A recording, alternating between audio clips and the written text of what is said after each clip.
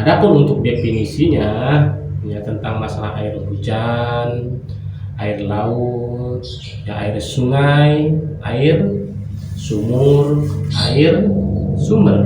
Ya Nabi salam. Buning TV, saluran pemersatu. Jadi air yang bisa digunakan untuk bersuci ya, itu ada 7 macam. Yang pertama adalah air hujan. Yang kedua adalah air laut. Yang ketiga adalah air sungai. Yang keempat adalah air sumur. Yang kelima adalah air sumber. Yang keenam adalah air embun, dan yang ketujuh adalah air salju. Itu yang ketujuh-tujuhnya itu suci ya, dan bisa mensucikan. Dalam arti dia bisa digunakan untuk bersuci, baik mensucikan diri dari hadas kecil ataupun hadas besar, dan juga bisa mensucikan dari najis atau menghilangkan najis. Adapun untuk definisinya ya tentang masalah air hujan, air laut, ya air sungai, air sumur, air sumber, dan air embun serta air hujan serta air salju ya, itu mungkin sudah tahu semua ya.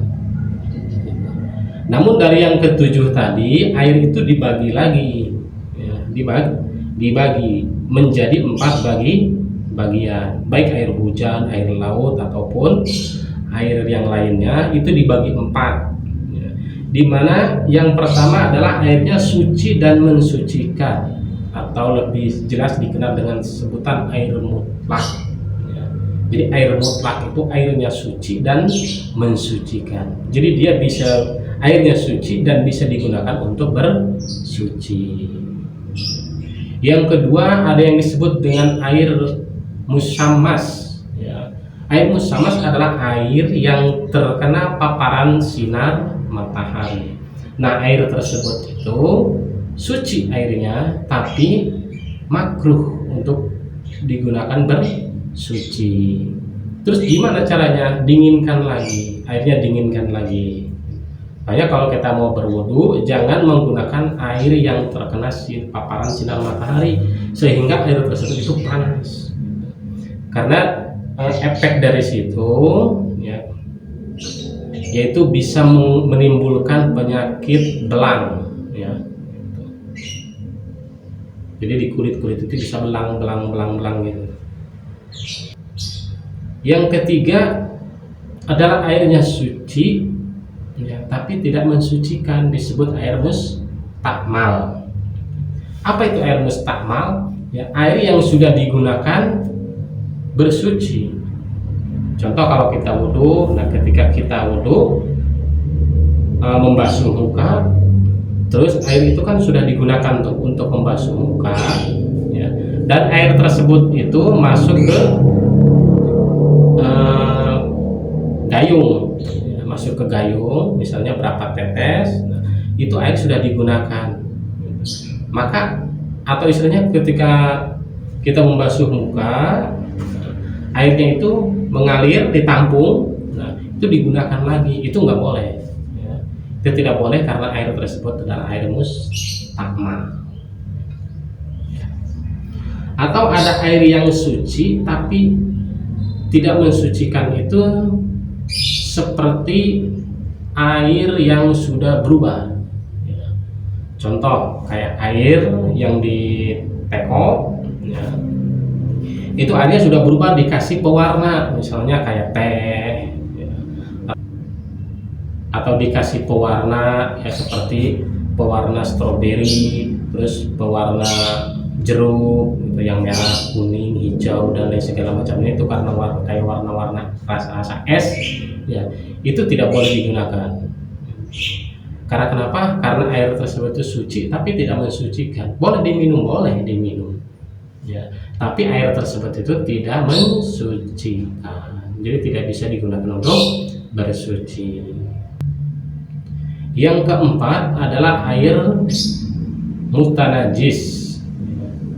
Apa air mutanajis? Air mutanajis adalah air yang kurang dari 2 kula, ya, kula, tahu kula?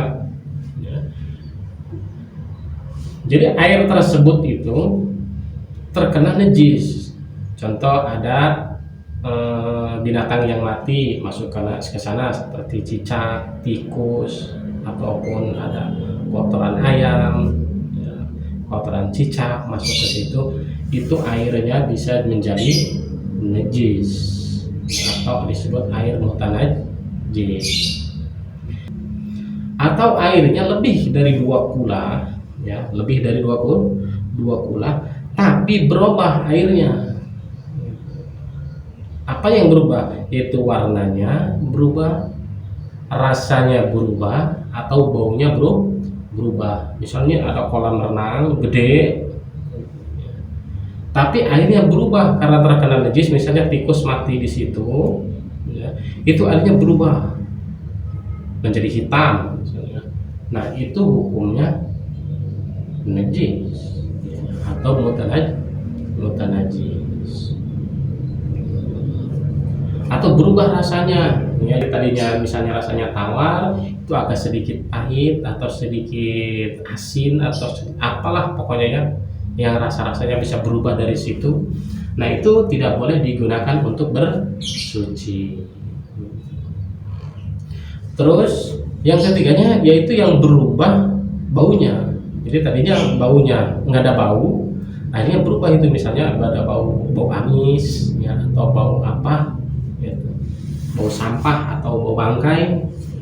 Nah, itu tidak boleh digunakan, disebut dengan air mutanajis.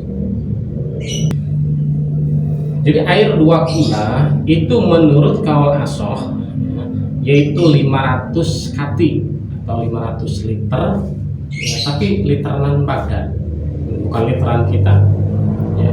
Mungkin ada yang tahu literan Baghdad, kati Baghdad itu seperti apa, berapa itu ukuran, berapa mili, ya. Nah, kalau untuk secara umumnya aja, jadi ukuran 2 kula itu adalah bentuknya persegi 4 kubus, ya. Jadi lebar kali panjang kali tinggi, ya, itu adalah 60 cm, itu ukuran 2 kula. Jadi kalau kita bikin penampung air atau bak mandi, ya, atau apa di rumah gitu, itu kalau ukurannya lebih dari 60 cm, ya, 60 cm persegi, itu udah lebih dari 2 kula gitu. Kalau di rumah kan rata-rata lebar 60 cm, panjang 1 meter, tingginya 1 meter, ya, itu udah berapa kula, banyak, ya.